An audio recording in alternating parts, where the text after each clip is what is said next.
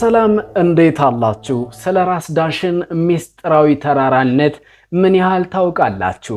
ይህ ቅዱስ ተራራ እኛ ኢትዮጵያውያን ብዙም ትኩረት ባንሰጠውም ዓለም በሙቀት እንዳትጠፋ ሚዛን ከሚያስጠብቁ ሁለት በመልክዓ ምድራችን ካሉ ተራሮች አንዱ ራስ ደጀን ሲሆን ሌላኛው አንታርክቲካ ውስጥ የሚገኝ ተራራ እንደሆነም ይነገራል።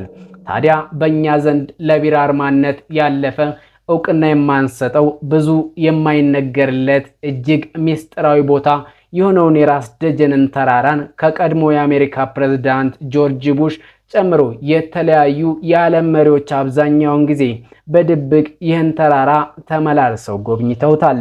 በዓለም ላይ ያሉ ሚስጥራዊ ማህበራት የወንድማማቾች ማህበራት የጽዮን ጽዋ የተባሉ እጅግ ሚስጥራዊና ረቂቃዊ ማህበራት ለበርካታ መቶ ዓመታት የቆዩ የሃያላን ግለሰቦች ስብስብ በግልጽና በህቡ እየተመላለሱ ይህን ቦታ ሚስጥሩን ለመፍታት እንደሚጎበኙት ይነገራል።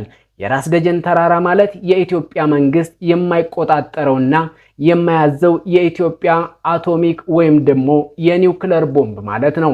የአቶሚክ ቦምብ ኤጀንሲ ልፈትሸው የማይለው የተባበሩት መንግስታት መርማሪ ኮሚሽን ልላክበት የማይሉት የአሜሪካ መንግስትና የአውሮፓው ኔቶ ጦር የሚያዘምቱበት የእስራኤል መንግስት ለደብድበው ቢል እንደ ፍልስጤም ምድር እንደ ጋዛ አሊያም ደግሞ እንደ ሊባኖስ እንደ ሶሪያ የማይደበደብ ረቂቅ ተራራ ነው ራስ ደጀን ተራራ ደብረ ሃሌሉያ።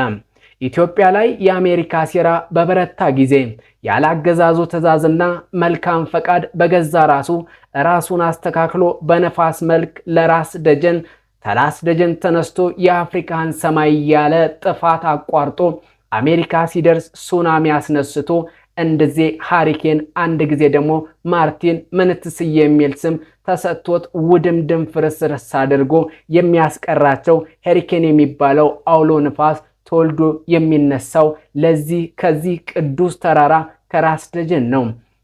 የቢቢሲ የአንድን ወቅት ዘገባ በዚህ ቪዲዮ ላይ መመልከት ትችላላችሁ። ሰላም ጤና ይስጥልኝ።